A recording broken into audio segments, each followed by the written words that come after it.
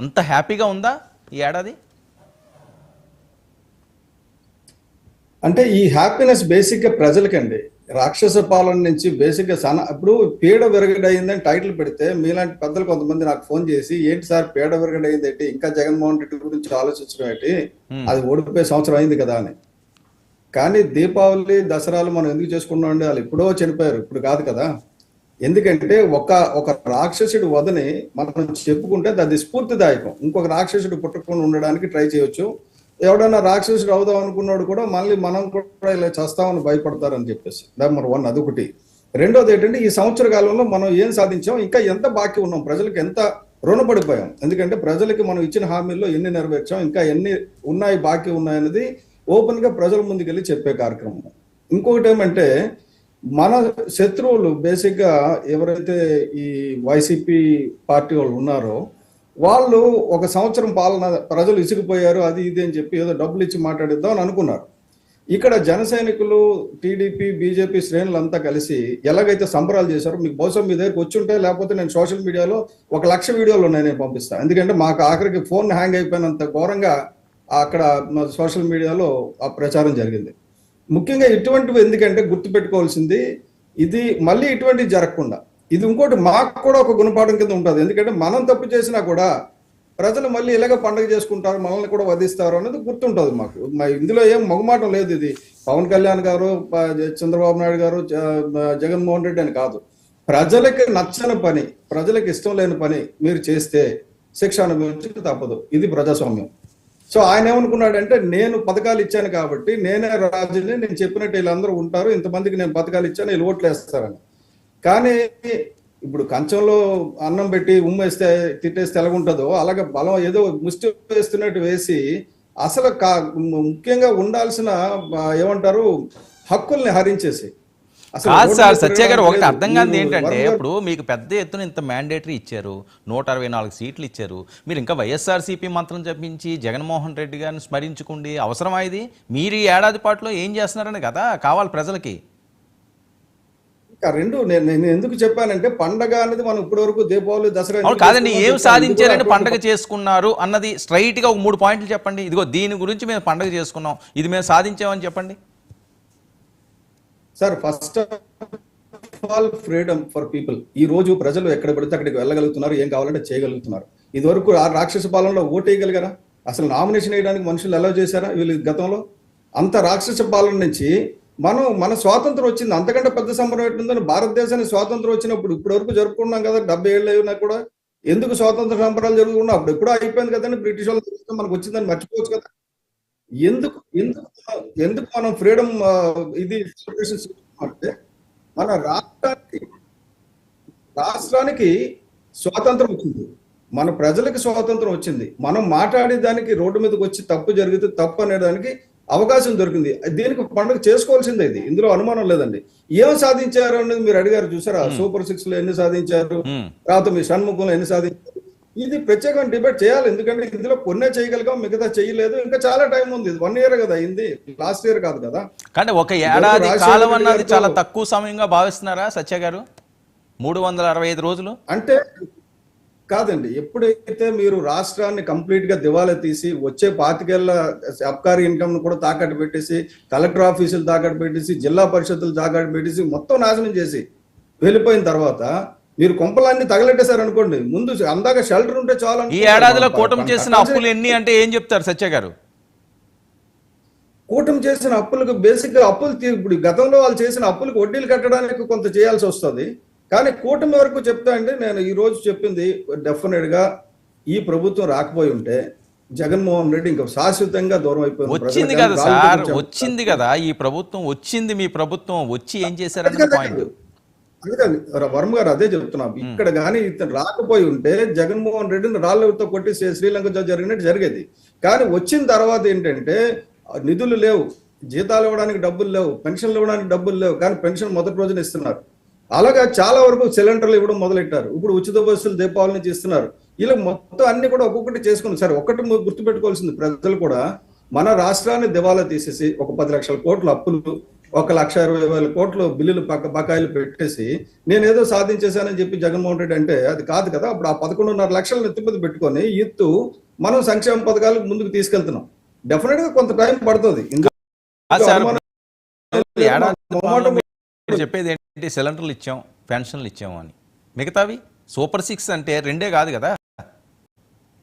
2 కాదండి, మీకు మిగతా ఇప్పుడు పిల్లలకి డబ్బులు ఇవ్వడం కానీ ఇప్పుడు అందులో సూపర్ 6 అంటే కూడా నేను ఇక్కడ మీరు అడుగుతారనే పెట్టుకున్నా. ఎందుకంటే మీరు మా మీద ప్రేమ ఎక్కువ కదా మీకు, అందు గురించని సూపర్ 6 లో 20 లక్షల మందికి ఉపాధి అవకాశాలు. ఓకే, లేదా నిరుద్యోగ భృతి ఇంకా చాలా మందికి అందడం లేదు, అది ఒకటి ఉంది. స్కూల్కి వెళ్ళే ప్రతి విద్యార్థికి 15,000 ఇది స్టార్ట్ చేశారు. ఇప్పుడు ప్రతి రైతుకి ఏటా 20,000 ఇది స్టార్ట్ చేశారు. ప్రతి ఇంటికి ఉచితంగా 3 సిలిండర్లు స్టార్ట్ చేశారు. ఇప్పుడు రైతులు మేము పబ్లిక్ కాల్స్ తీసుకుంటున్నాము, కొన్ని స్పెషల్ షోలు చేస్తున్నాము ఏడాది పాలనపై. వాళ్ళు మామూలు వేదన కాదు, చాలా దారుణంగా ఉందండి. మాకు గిట్టుబాటు ధర రావట్లేదు, ఎందుకు పంటలు వేసుకున్నామో అర్థం కావట్లేదు. ఇది గిట్టుబాటు ధరకు సంబంధించింది కాదు. సూపర్ 6 లో మీకు చెప్తున్నా, గిట్టుబాటు ధర అనేది ఈ దేశంలో మొత్తం అన్ని రాష్ట్రాల్లో ఉన్న ప్రాబ్లం ఏంటంటే, ఎస్ఎంఎస్ స్వామినాథన్ గారు చెప్పినట్టు గిట్టుబాటు ధర ఇస్తే ప్రాబ్లం ఏంటంటే, ముందు ఇదే వర్మ గారు వచ్చి సార్ ప్రజలు గొగ్గలు పెట్టేస్తున్నారు, అంత డబ్బెట్టి కొనుక్కోలేరు కదా అంటారు. ఇప్పుడు ఏంటంటే ఇది ఎలాగొస్తుందంటే, వదలమంటే పాము కోపం, కరవమంటే కప్ప కోపం అన్నట్టు గిట్టుబాటు ధర అనేసరికి నిజంగా రైతు తన శ్రమని అన్నిటిని కలిపి రేట్ ఫిక్స్ చేస్తే మీరు నేను భోజనం చేయలేము. శర్మ గారు, మిగతా వాళ్ళు వర్మ గారు వదిలేండి. రైతుకి 20,000 ఇస్తామన్నది ఇచ్చారు. అలాగే ప్రతి ఇంటికి 3 గ్యాస్ సిలిండర్లు అన్నారు, అది ఇచ్చారు. ఇప్పుడు ప్రతి మహిళకి 1,1500 అన్నారు, ఇది ఇస్తారు. ఇంకా మహిళలకు ఉచిత బస్సు సదుపాయం అన్నది ROC దీపావళిని స్టార్ట్ చేస్తున్నామని చెప్పారు. ఇప్పుడు కంప్లీట్ గా కొలాప్స్ అయిపోయిన స్టేజ్ నుంచి ఒక్కొక్క మెట్టు తీసుకుని వెళ్తున్నారండి. అది మనం ఇది కాదు. నేను సంబరం ఎందుకు చేసుకున్నారు, పేడు వరకడైందంటే స్వాతంత్రం వచ్చింది కాబట్టి సంబరం చేసుకున్నారు. సార్ పిఠాపురం, తెనాలి ఇలాంటి ముఖ్య ప్రాంతాల్లో సంబరాలు ఏమి జరగలేదట, కారణం ఏంటి? అంత సక్సెస్ఫుల్ గా ఈ ఏడాది సాగలేదనా? మీకు పంపిస్తాను, పిఠాపురంలో ఎలా జరిగింది ఏం జరిగింది అనేది నేను పంపిస్తాను. బ్రహ్మాండంగా ప్రతి దిక్కుల నేను నా దగ్గర మొత్తం ప్రతి నియోజకవర్గం 175 నియోజకవర్గాల్లో నా దగ్గర ఇన్ఫర్మేషన్ ఉందండి, పూర్తిగా ఉంది. మీకు ఏ నియోజకవర్గం లేదంటే చెప్పండి, ఆ నియోజకవర్గం కాదు సార్. ఇది సూపర్ 6 అన్ని అమలు చేసిన తర్వాత సంబరాలు చేసుకుంటే బాగున్నేమో కదా. ఇదేదో పబ్లిసిటీ కోసం చేసిన సంబరాలు అని చెప్పి వస్తున్న టాక్ కాదా? వర్మ గారు, మన దేశంలో పండుగలు తక్కువ కాదు, ఒక పండుగతో సరిపోదు. మనకు క్రిస్టియన్స్ కి ముస్లిమ్స్ కి అయితే 4-5 పండుగలు ఉంటాయి, కానీ మనకి 50 పండుగలు ఉంటాయి. ఇది ఒక పండుగ. సూపర్ 6 అయిపోయినండి ఇంకో పండుగ, సూపర్ 6 కాదు ఇంకో 4 ఎక్స్ట్రా ఇచ్చాం, సూపర్ 10 అయిందని ఇంకో పండుగ వస్తుంది. బేసిక్ థింగ్ ఏంటంటే, ఇప్పుడు ఎప్పుడైతే ఆర్థిక పరిస్థితి గాడిలో పడుతుందో MSME సెక్టర్ లో ఇప్పుడు విపరీతంగా ఇప్పటి వరకు MSME అనేది అసలు ఎవరు పట్టించుకోలేదండి. ఈ రాష్ట్రంలో MSME అనేది మొట్టమొదటిసారి నేను చెప్తున్నాను, స్వాతంత్రం వచ్చిన తర్వాత, అబ్సల్యూట్లీ ఆన్ రికార్డ్, స్వాతంత్రం వచ్చిన తర్వాత MSME గురించి ఇంత శ్రద్ధ తీసుకునేది ఎప్పుడు జరగల. అది కారణం ఏంటంటే, సంబంధిత మంత్రి అయినా కాకపోయినా పవన్ కళ్యాణ్ గారు స్వయంగా మానిటర్ చేస్తున్నారు దాన్ని. ఎందుకంటే యువతకు ఉపాధి అనేది మనం చెప్పాము, ఆ ఉపాధి దిశగా మనం వెళ్ళాలి, ఉపాధి కల్పన దిశగా వెళ్ళాలి అనేది. ఈ ఏడాదిలో అదేం జరగలేదు కదా, అంటే వచ్చే ఏడాది జరుగుతుందట సార్. ఇప్పుడు మొదలు పెట్టేటప్పుడు వర్మ గారు మిమ్మల్ని ఒక స్టూడియో కట్టమన్నాం అనుకోండి, మీరు ముందు ప్రాజెక్ట్ రిపోర్ట్ తయారు చేసుకోవడానికి వాటికి కొంత టైం పడుతుంది కదా. ఇప్పుడు ఎన్ని గ్రౌండ్ అవుతాయి చూడండి, ఒక 2-3 నెలలు అయ్యేసరికి ఎన్ని పరిశ్రమలు వస్తాయి, ఎలా ఉంటుందో పరిస్థితి మీరు చూడొచ్చు. ఓకే, జనసేన గ్రాఫ్ విషయం అడిగినా, లేకపోతే పవన్ కళ్యాణ్ గారు పర్సనల్ గ్రాఫ్ విషయానికి వస్తే మీరు ఎన్ని మార్కులు వేస్తారు చెప్పండి, పార్టీలన్నింటినీ అతీతంగా పెట్టి? పవన్ కళ్యాణ్ గారు గ్రాఫ్ విషయంకి వస్తే అసలు ఆయనకి రావాల్సిన మార్కులు ఎంతో, ఆయన టాలెంట్ ఎంతో తెలియదు. కానీ ప్రజల ఎక్స్పెక్టేషన్ లో చూసుకుంటే ఆయన 100కి 1000 దగ్గరికి వెళ్ళిపోయారండి. ఎందుకంటే బియాండ్ ఇమాజినేషన్, ఎక్కడ కాలు పెడితే అక్కడ బ్రహ్మరథం పడుతున్నారు ప్రజలు, రాష్ట్రాలకు అతీతంగా. మన రాష్ట్రం, తెలుగు రాష్ట్రం కాదు, నేను మహారాష్ట్ర చూశాను, ఛత్తీస్గఢ్ చూశాను, మొన్న బెంగళూరు చూశాను, తమిళనాడు చూశాను, ఎక్కడ చూసినా కూడా ప్రజలు బ్రహ్మరథం పడుతున్నారు. కారణం ఏంటంటే, ఆయన రాజకీయాలకు అతీతంగా నా పార్టీకి ఏంటి నాకేంటి అని అనుకోకుండా ఈ దేశానికి ఏంటి, ఈ దేశంలో ధర్మాన్ని పరిరక్షించాలన్న ఉద్దేశంతో ముందుకు వెళ్తున్నారు. కాబట్టి ప్రజలు ఆయనకు బ్రహ్మరథం పడుతున్నారు. జనసేన పరిస్థితి ఏడాదిలో ఎన్నో కలలు కన్నారు, మీరు 10 సంవత్సరాలు కష్టపడ్డారు, అధికారం రావాలి అనుకున్నారు, సరే అధికారంలో భాగస్వాములు అయ్యారు, డిప్యూటీ సీఎం అన్నారు, డిప్యూటీ సీఎం అయ్యారు. సో జెండా మోసిన క్యాడర్, పవన్ కళ్యాణ్ కోసం చెమటోడ్చిన నాయకులు అందరూ హ్యాపీగా ఉన్నారా? సార్ పవన్ కళ్యాణ్ కోసం నిజంగా పవన్ కళ్యాణ్ గారు ఆశయాలతో ఉన్న వాళ్ళు ఎప్పుడు అన్హ్యాపీగా ఉంటారండి. ఎందుకంటే పవన్ కళ్యాణ్ గారు ఈ దేశం గురించి, రాష్ట్ర ప్రజల గురించి తప్ప నా పార్టీ ఏంటి, నేనేంటి అనేది ఎప్పుడు ఆలోచించుకోలేదు. పవన్ కళ్యాణ్ గారు అలాగ ఆలోచించుకునేటట్టయితే ఆయన క్యాడర్ కూడా అలాగ ఆలోచించుకుంటారు. మరి మిగతా రాజకీయ పార్టీలకి మాకు తేడా ఏంటంటే, నా వెంట తిరిగినోడికి పదవులు వస్తాయి, నా వెంట తిరిగినోడికి ఇది వస్తాయి అనేది కాకుండా మన అందరం కలిసి ఈ రాష్ట్రాన్ని బాగు చేద్దాం, ఈ దేశాన్ని బాగు చేద్దాం, ఒక మార్పు తీసుకొద్దాం అనే ఆశయంతో పనిచేస్తున్నారు. నాకు తెలిసి సార్ మీకు ఒకటి చెప్తాను, ఈ రోజు క్యాడర్ సంతోషంగా ఉన్నారంటే పవన్ కళ్యాణ్ గారు క్యాడర్ ఎక్కడ ఉన్నారో తెలుసా? హిందీలో సామెత ఉంటుంది, హాతిక దాంత్ దికానేక దోహే కానేక అనేక అని. అంటే ఆ ఏనుగు పళ్ళు లోపల ఉంటాయి, పైకి కనబడవు. పైకి కనబడుతున్నవి అందంగా ఉన్నా, ఆనందంగా ఉన్నా లేకపోయినా లోపల ఉన్న వాళ్ళు మాత్రం వాళ్ళు అసలు ఎప్పుడు కనబడరు పైకి. వాళ్ళు ఎప్పుడు కనబడదామని అనుకోలేదు, వాళ్ళకి పదవులు అక్కర్లేదు, ఏం అక్కర్లేదు. పవన్ కళ్యాణ్ గారు ఆశయాలు వెనకతలు పరిగెడదామని. కాదండి, ఒక విషయం, ఓకే, బొలిశెట్టి సత్య గారికి పెద్దగా ఇంట్రెస్ట్ లేదేమో, మీరంతా పర్యావరణం, ఇది మీది వేరే జానర్, ఇది మీ రాజకీయాలు సరే ఉంటే ఉండేలే, పోతే పోనీలే, వస్తే రానిలే, పోతే పోనీలే అనే క్యారెక్టర్ మీది. అందరూ మీలాగా ఉంటారు కదా, కష్టపడి పార్టీ కోసం పనిచేసిన వాళ్ళు పదవులు లేకుండా జెండాలు మోయడానికే ఉంటారా? సార్ నేను ఒకటి చెప్తున్నాను, అటువంటి వాళ్ళు ఎవరైనా ఉంటే వాళ్ళకి ఇబ్బంది పడిన మాట వాస్తవమే. కానీ పవన్ కళ్యాణ్ గారి ఆశయాలను నమ్ముకున్న వాళ్ళు, ఆయన ఏంటంటే 25 ఏళ్ళ గురించి, భవిష్యత్తు గురించి మనం వచ్చాం, మనం కష్టపడదామనే చెప్పారు తప్ప మీరు రండి గెలిస్తే మీ పదవులు వస్తాయి, వాళ్ళు తగిలేద్దాం వీళ్ళు తగిలేద్దాం ఏం అనలా. ఆయన నిజంగా మీరు అందరికంటే ఎక్కువ మీ టెలివిజన్లో మీరు చెప్తుంటే నేను చాలాసార్లు విన్నాను. ఎందుకంటే యూ అడ్వకేట్ మంచి, అప్పుడప్పుడు మాలాంటి వాళ్ళకి పుల్లలు పడుతుంటారు కానీ బట్ మంచి పనులు చేసిన అన్ని కూడా మీరు తప్పకుండా ముందుకు తీసుకెళ్తున్నారు. పవన్ కళ్యాణ్ గారి ఆలోచన విధానం, ఆయన సిద్ధాంతాలు, ఆయన చేసిన వాళ్ళు ఎవరు కూడా పదవుల గురించి ఆశించరండి. పదవుల గురించి ఆశించే వాళ్ళు పవన్ కళ్యాణ్ గారి పార్టీలో ఉండడం కూడా కష్టమే, వాళ్ళు వదిలేయండి. కానీ పవన్ కళ్యాణ్ గారి పార్టీలో ఉన్న వాళ్ళు అంటే క్యాడర్, మీకు కనబడుతున్న cadre 1%, 99% of Pawan Kalyan cadre is invisible. వాళ్ళు హ్యాపీగా ఉన్నారు, అది ఇంపార్టెంట్ ఇక్కడ. ఒక పార్టీ పరిస్థితి సంస్థాగతంగా త్వరలో నిర్మాణం చేస్తామని చెప్పారంటే పవన్ కళ్యాణ్ గారు ముందు ఏంటంటే వ్యవస్థను బాగు చేయకుండా పార్టీ అంటే ప్రాబ్లం ఎక్కడ వస్తుంది అంటే, మా నాయకులందరూ చిన్న చిన్న వాళ్ళండి, టీ కొట్లు పెట్టుకున్న వాళ్ళు, పప్పులు రుబ్బుకున్న వాళ్ళు, చిన్న చిన్న కాఫీ కప్పులు కడుక్కున్న వాళ్ళు, ఇలాంటి వాళ్ళు ఉంటారు. వీళ్ళు ఇప్పుడు నాయకులు అనగానే ఖర్చు పెట్టాలి అనేది ఒక సిద్ధాంతం ఉంది, పాత సిద్ధాంతం, అంటే పెట్టుబడిదారి సిద్ధాంతం. అక్కడి నుంచి మార్పు వచ్చి ఒక సామాన్య మానవుడు, నేను ఇవాళ చెప్తున్నాను, రబ్బర్ చెప్పులు వేసుకున్నవాడితో రాజకీయం చేస్తానని పవన్ కళ్యాణ్ గారు చెప్పిన మాటకి ఆయన కట్టుబడి ఉన్నారు. కానీ టైమింగ్ ఎప్పుడు కూడా పవన్ కళ్యాణ్ గారి విషయంలో ఏంటంటే, టైమింగ్ నాకు వదిలేయండి, మనం అనుకున్నాం కదా, టైమింగ్ నాకు వదిలేయండి అంటారు ఆయన. సో టైమింగ్ ఏంటంటే ఆయన ప్రస్తుతానికి నడుస్తున్న విధానంలో చూస్తే మనకి టైం పట్టవచ్చు. కానీ పవన్ కళ్యాణ్ గారి ఆశయాల్ని రాష్ట్ర ప్రజలే కాకుండా దేశ ప్రజలు నమ్మడం అనేది చాలా వండర్ఫుల్ అచీవ్మెంట్, ఫినామినా. ఎందుకంటే 2 చోట్ల ఓడిపోయారు, ఇంకా పార్టీ లేదు, ఏమీ లేదనుకున్నది ఈ రోజు జన సైనికుడు ప్రతి ఒడు కూడా రాష్ట్రంలో ఉన్నాడు కానీ పైన ఉన్నాడు కానీ కాలు ఎత్తుకొని మా వల్ల కేంద్రంలో ప్రభుత్వం నిలబడింది, మా వల్ల రాష్ట్రంలో ప్రభుత్వం ఏర్పడింది అన్నాడు. మీలాంటి వాళ్ళు ఎవరైనా అడిగారు అనుకోండి, మీకేంటి అంటే మా నాయకుడు ఆదేశం, మాకు శిరోధైర్యం, ఇంకా మిగతా ఉండదు అక్కడ డిస్కషన్. సత్య గారు, ఓకే, మీరు చాలా గొప్పగా చెప్పారు. రబ్బర్ చెప్పులు వేసుకున్న వాళ్ళు, లేకపోతే టీ కొట్లు పెట్టుకున్న వాళ్ళు, కార్యకర్తల దగ్గర నుంచి ఇంత సక్సెస్ఫుల్గా ఎదిగిన జనసేన అని. మరి టికెట్లు ఇచ్చేటప్పుడు అదే రబ్బర్ చెప్పులు వేసుకున్న వారికి అదే టీ కొట్లు వాళ్ళకి ఇచ్చారా? ప్రజలు అడుగుతున్న, చాలా మంది అడుగుతున్న ప్రశ్న ఇది. అదే నేను చెప్తాను, సమాధానం చాలా మంచి ప్రశ్న అడిగారు. సమాధానం ఏంటంటే, ఇదివరకు 2019లో అలాంటి వాళ్ళకి ఇచ్చారు. అలాగే ఇదివరకు ప్రజారాజ్యం అనేది కూడా పవన్ కళ్యాణ్ గారి పార్టీ, చాలా మంది చిరంజీవి గారి పార్టీ అనుకుంటారు కానీ కాదు, ప్రజారాజ్యంలో కూడా మనమ్మ ఆవిడ తీసుకెళ్లి ఆ టికెట్ ఇచ్చారు, మొట్టమొదటి టికెట్. ఇప్పుడు బస్ కండక్టర్ కొడుక్కి టికెట్ ఇచ్చారు, అవన్నీ తాపీ మేస్త్రి కొడుకులకి ఇచ్చారు. ఇప్పుడు 2019లో అన్ని దగ్గర ఓడిపోయారు. వ్యూహం మార్చి ఇలా కాదు, మనం ముందు గెలుపు పెడదాం, తర్వాత మనం వ్యూహాలకు తీసుకొద్దాం అని చెప్పేసి పెట్టారు. నేనేమంటానంటే, ఎప్పుడు కూడా కత్తి అనేది సర్జరీకి వాడొచ్చండి, చంపడానికి వాడొచ్చు. ప్రస్తుతానికి పవన్ కళ్యాణ్ గారు సర్జరీ చేస్తున్నారు. నాకు తెలుసు ఆయన ఆలోచన విధానం ఎటువంటిదో, ఎక్కడ ఉంటుందో. ఇప్పుడు ఆయనతో పనిచేస్తున్న వాళ్ళు ఎవరినైనా అడగండి, అధికారులు కానీ, ఆ ఫారెస్ట్ ఆఫీసర్స్ని కానీ. ఫారెస్ట్ ఆఫీసులు ఎన్విరాన్మెంట్ చెక్ పోస్ట్ అని పెట్టారు. నేను మారేడుమిల్లి వెళ్తున్నప్పుడు చూశాను. ఎన్విరాన్మెంట్ చెక్ పోస్ట్ ఏంటంటే, ఫారిన్ కంట్రీలో ఉన్నట్టుగా మీ కార్లో ఉన్న చెత్త అక్కడ పడేయండి, మీకు ఏమైనా మీరు ప్లాస్టిక్ బాటిల్స్ ఏమైనా పట్టుకెళ్తే మీరు తిరిగి తీసుకురండి, ఇదిగో సంచి పట్టుకెళ్ళండి, తీసుకొచ్చి ఇక్కడ ఇవ్వండి, మీరు ఒక 50 రూపాయలు డిపాజిట్ చేస్తే మీకు సంచి ఇస్తామని చెప్పేసి ఎలా తీసుకొస్తున్నారంటే, ఫారెస్ట్ లో చెత్త లేకుండా చేశారు. పంచాయతీలు ఇన్వాల్వ్ చేసి పంచాయతీ ప్రజల దగ్గర నుంచి కొద్దిగా 50 రూపాయలు డబ్బులు కలెక్ట్ చేసుకొని, ఇప్పుడు ఏజెన్సీ ఏరియాలోకి వెళ్తే ఎక్కడ కూడా మీకు చెత్త కనపడడంలా. ఇది ఇదివరకు ఎప్పుడు లేదు అటువంటిది. అలాగే మీకు 700 మడ అడవులు కొట్టేశారు, 100 ఎకరాలు మడ అడవులు కొట్టేశారని నేను యుద్ధం చేసి జగన్మోహన్ రెడ్డి మీద యుద్ధం చేసి తీసుకొచ్చి రిస్టోరేషన్ చేయిస్తున్నాం. ఈ లోపల ఆయన డైరెక్ట్ గా 1700 ఎకరాల మడ అడవులు పెంచడానికి ప్రణాళిక పెట్టేశారు.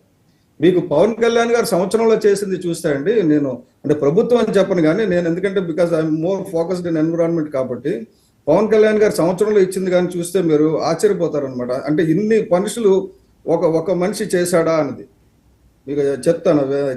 అది నిజంగా ఏంటంటే ఆ మడ అడవులు పునరుద్ధరణ కానీ, రాకపోతే ఈ అడవులు కవర్ పెంచడం గురించి కానీ, ఈ రాకపోతే ఈ పంచాయతీ ఈ తొట్లు అది ఒక పార్ట్ కదా సత్య గారు. మడ అడవులు పెంచడము, పర్యావరణాన్ని ఖచ్చితంగా అందరూ కాపాడుకోవాలి. మన కుటుంబాన్ని ఎలా చూసుకుంటున్నామో ప్రకృతిని కూడా ఆ రకంగానే మనం కాపాడుకోవాల్సిన అవసరం ఉంది. అది ఎవరు కూడా కాదంటారు. కానీ ఇచ్చిన హామీలేంటి? పవన్ కళ్యాణ్ గారు చెప్పిన మాట ఏంటండి? నేను ఇప్పిస్తాను, ఏ కష్టం వచ్చినా నేనుంటాను, నన్ను మీరు ప్రశ్నించండి, నన్ను అడగండి అని చెప్పి ఆయన పదే పదే చెప్పారు. ఆ రకంగానే ప్రజలు ఆయన్ని ఆదరించారు. ఇప్పుడు ఆ పరిస్థితి ఉందా? పవన్ కళ్యాణ్ గారు డైరెక్ట్గా మాట్లాడే పరిస్థితి ఉందా అక్కడ ఒక సుప్రీం ఉండగా? పవన్ కళ్యాణ్ గారు 100% పవన్ కళ్యాణ్ గారు అది అమలు చేసే తీరుతారండి, అందులో అనుమానం లేదు. నిన్న కాక మొన్న మహానాడులో జరిగినప్పుడు కూడా చంద్రబాబు నాయుడు గారు కూడా సూపర్ 6 లో ఏ ఒక్కటి వదలకుండా అమలు చేసి తీరుతాం, మీరు ఎల్లెళ్ళకి వెళ్ళి చెప్పండి అని చెప్పారు.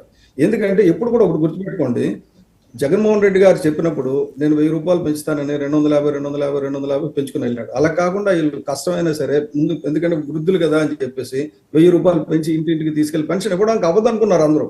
చేద్దాం. ఇప్పుడు ఏమంటే కొంత స్పేసింగ్ టైమింగ్ తీసుకున్నా కూడా ప్రతిదీ నెరవేర్చడానికి దానికంటే ఎక్కువ చేయడానికి. ఎందుకంటే ఎట్టి పరిస్థితుల్లో వచ్చిన వాడు రన్ చేయలేక వదిలేయాలి. ఆ తర్వాత మళ్ళీ మనం ఇసుక మాఫియా, లిక్కర్ మాఫియా చేసుకుని బతకాలని పెట్టుకుని గత పాలకుడు ఉన్నాడు. ఇప్పుడు అలా కాకుండా ఒక మంచి వాతావరణంలో అక్కడ నేను చూస్తే కళ్యాణ్ గారి విషయంలోనే 0 టాలరెన్స్ పాలసీ తీసుకొచ్చారండి స్మగ్లర్స్ కి. ఒక జంతువుని చంపగానే 3 రోజులు తీసుకొచ్చి వాళ్ళందరినీ లోపలేస్తారు. ఇదివరకు ఇప్పుడు అట్లా జరగల. అలాగే మీకు యాంటీ పోచింగ్ కాకుండా ముందు వైల్డ్ లైఫ్ వీక్ సెలబ్రేషన్ లో ఆయన అబ్సల్యూట్ నెసెసరీ, మనం బతకాలి, భూమి మీద ఉన్న సకల జీవులు బతకాలి, ఇది ఆలోచనగా తీసుకోండి, వసుదైక కుటుంబం చేయాలని. అలాగే మ్యాంగ్రూవ్ కు సంబంధించి ఇందాక చెప్పాను 700 హెక్టార్లు. అలాగే బయోడైవర్సిటీ, బయోస్పియర్ పార్క్స్ ఇప్పటి వరకు లేవండి మన ఆంధ్రప్రదేశ్లో. ఇప్పుడు ఉన్నాయి, నాశనం చేయడమే తప్ప కొత్తవి క్రియేట్ చేయాలి. అలాగే బయోడైవర్సిటీ 2 లక్షల హెక్టార్లు. 2 లక్షల హెక్టార్లు అంటే దాదాపు 5 లక్షల ఎకరాలు. 5 లక్షల ఎకరాల్లో ఫారెస్ట్ కవర్ పెంచడం, అలాగే ఫారెస్ట్ కన్జర్వేషన్ గురించి పెంచడం కానీ, రాత్రి వెట్లాండ్స్. సత్య గారు మీరేంటంటే పవన్ కళ్యాణ్ కాదండి, పవన్ కళ్యాణ్ గారు నిర్వహించే శాఖల కోసం మాత్రమే మీరు ఫోకస్ పెట్టినట్టు అనిపిస్తున్నది. నేను ఏడాది పాలనలో కూటమి పరిస్థితి ఏంటి?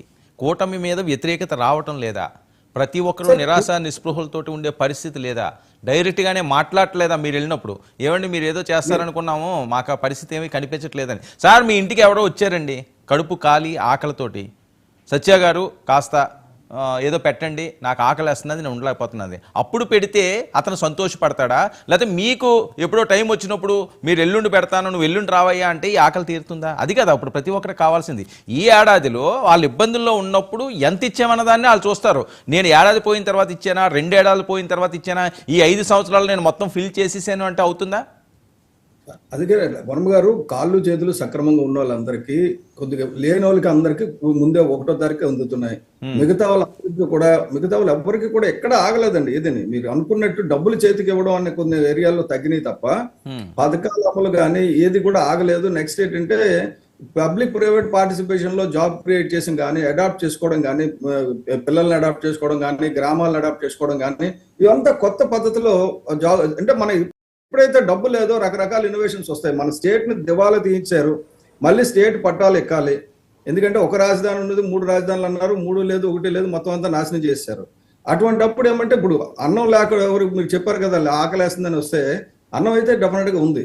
పరవాన్నం పడతా ఉన్నాం, పరవాన్నం కొద్దిగా లేట్ అవుతుందిరా బాబు, అందాక అన్నం తినండి అంటున్నాం, అంతే తప్ప అది లేదు. ఇందాక చెప్పింది కూటమి ప్రభుత్వం గురించి ఆలోచించకుండా మీరు పవన్ కళ్యాణ్ గారి గురించి ఆలోచిస్తున్నారా అంటే, ఇది అందరికీ పనికొచ్చేదండి. ఇప్పుడు పంచాయతీ రాజ్ బాగుపడితే గ్రామాలన్నీ బాగుపడతాయి. కూటమి బాగుపడినట్టు అది అందులో మీకేం లేదు. అందులో వైల్డ్ లైఫ్ కన్సర్వేషన్ దీంట్లో చూసుకుంటే, వెట్లాండ్ కన్సర్వేషన్ లో తీసుకుంటే 25,000 వెట్లాండ్స్ ని ఐడెంటిఫై చేసి వాటిని ప్రొటెక్ట్ చేయాలని. ఇప్పటి వరకు గతంలో జగన్మోహన్ రెడ్డి గారు ఏం చేశారు? వెట్లాండ్స్ ధ్వంసం చేసి పేదలకు ఇల్లు అది ఇది అన్నారు, వాటిని ప్రొటెక్ట్ చేయాలని. అలాగే ఎర్రచందనం స్మగ్లర్స్ ని పట్టుకొని ఇప్పుడు ఇదివరకులాగా ఎర్రచందనం స్మగ్లింగ్ అవ్వడం లేదే, ఎందుకు ఆగిపోయింది? ఇలాంటివన్నీ మనం కూడా ఏంటంటే మనం ఆలోచించాల్సింది. అంటే ఎందుకు ఆగిపోయింది కాదండి, ఎందుకు ఆగిపోయింది అంటే ఆగిపోతున్నది ఆగిపోయింది అని 100% ఎలా చెప్పగలరు మీరు? పట్టుకోవట్లేదేమో, జరుగుతుందేమో, అది ఎలా చెప్పగలరు ఆగిపోయింది అని? అది కదండి చెప్తాను బేసిక్ గా. ఇప్పుడు ఏమైందంటే ఇదివరకు చెక్ పోస్టులు అన్ని కూడా దొంగలే ఆ చెక్ పోస్టులకు ఓనర్లు అయిపోయారు. ఇప్పుడు ఇక్కడ పోలీసు వచ్చాడు పవన్ కళ్యాణ్ గారు, ఈయన మీకు ఒకటి చెప్తున్నా, ఫారెస్ట్ డిపార్ట్మెంట్ లో ఏ ఆఫీసర్ అని అడగండి, దే ఆర్ సో హ్యాపీ, ఎందుకంటే they given freedom to stop anything. ఈయన శాఖ వరకు ఉండొచ్చు కాక సత్య గారు, ఇది కాదు కదా ప్రజలు చూసేది ఏంటంటే పవన్ కళ్యాణ్ గారు ఆ శాఖ ఎలా చేస్తున్నారు, అడవులను ఎలాగ అభివృద్ధి చేస్తున్నారు, లేకపోతే గ్రామాలను ఏ రకంగా సస్యశ్యామలంగా ఉంచుతున్నారు అన్నది ఒక పార్ట్ మాత్రమే. ఓవరాల్గా చూసుకుంటే కూటమి మీద ఎఫెక్ట్ పట్టలేదా? ఇప్పుడు అమరావతి అనే అంశం ఉన్నదండి, మీరు ఆయన 3 రాజధానులు అన్నారు, 3 రాజధానులు ముక్కలు చేసేసారన్నారు, ఏ రాజధాని చేయలేదన్నారు.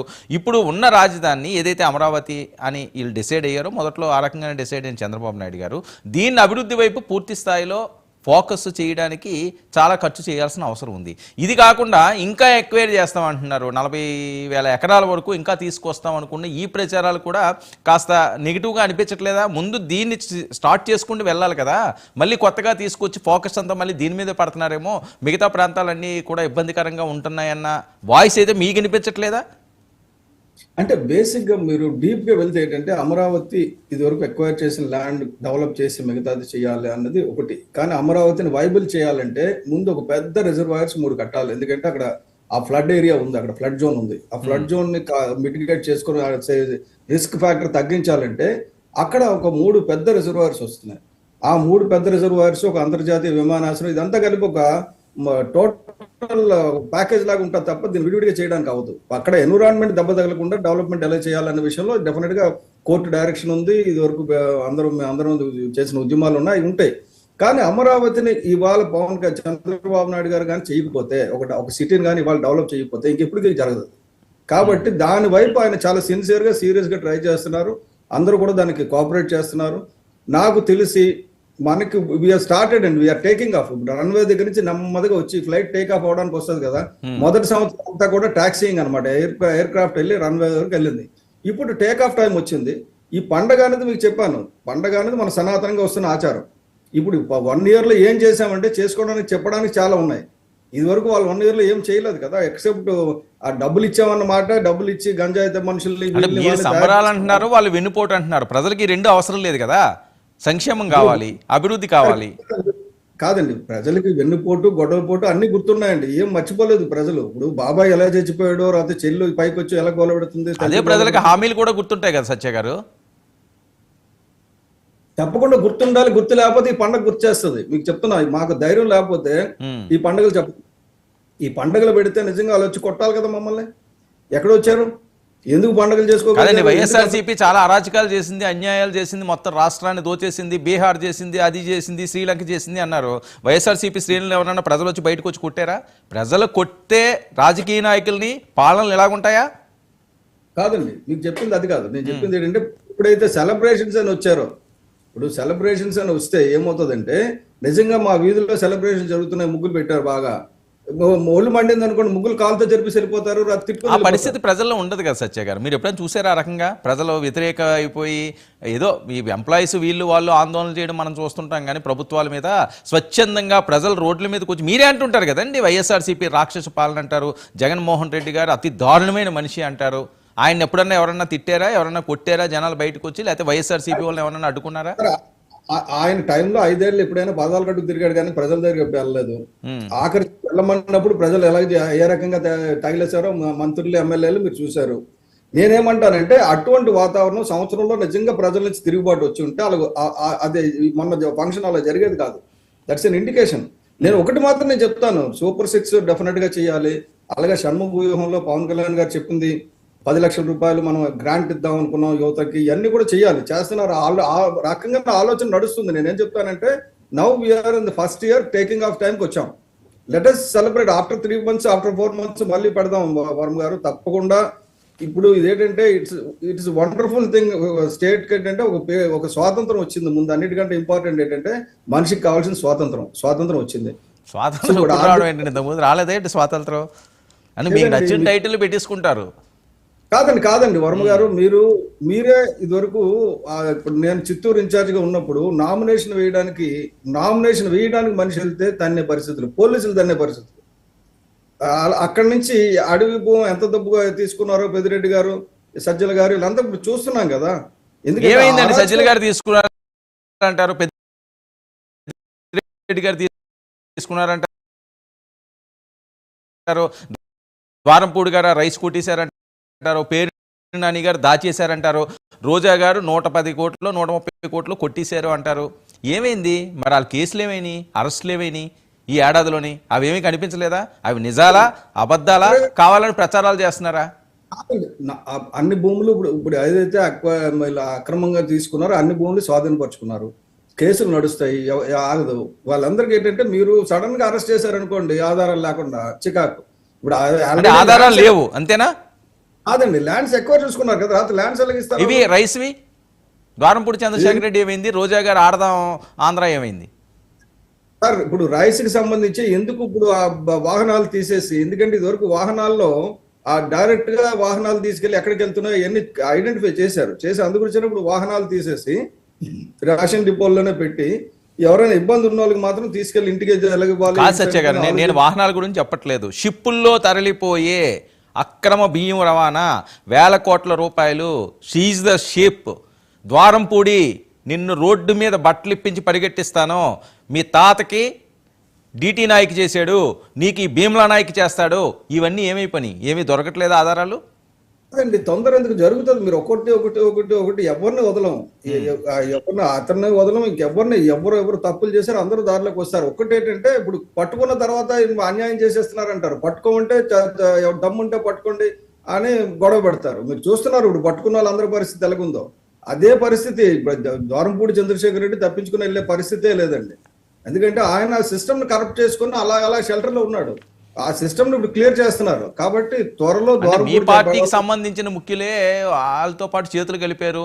అక్కడ స్థానిక తెలుగుదేశం పార్టీ నేతలు కూడా చేతులు కలిపారని కదా వస్తున్న టాకు. అందుకనే ఆయన కాల్ రైస్ తిరుగుతున్నాడు, దమ్ముంటే అరెస్ట్ చేయమంటున్నాడు. నేను ఒకటి చెప్తాను చూడండి, మా పాత సామెత ఒకటి ఉండదు, ఏ కర్ర నగ్గుంటే ఆ కర్ర కాలిపోద్దని. కాబట్టి ఎవరు తప్పు చేస్తే వాళ్ళు నాశనం అయిపోతారు, అందులో అనుమానం లేదు. కొద్దిగా డిలే అవుతుంది తప్ప ఇంకేం లేదు. సరే మరొక అంశం, 30% వచ్చినాయా మీకు పదవులు? ఏదండి? జనసేనకి 30% కదా పదవులు రావాలి, అవన్నీ వచ్చినాయి ఏడాదిలో. పోనీ మిగతా విషయాలు పక్కన పెట్టండి, మీ పార్టీ విషయానికి ప్రశ్న మొట్టమొదట ఇండైరెక్ట్ గా అడిగారు, నేను సమాధానం చెప్పేశానండి. 30% వచ్చినాయా 3% వచ్చినాయా పక్కన పెడితే పదవుల గురించి పనిచేయడం లేదు జనసేన పార్టీ.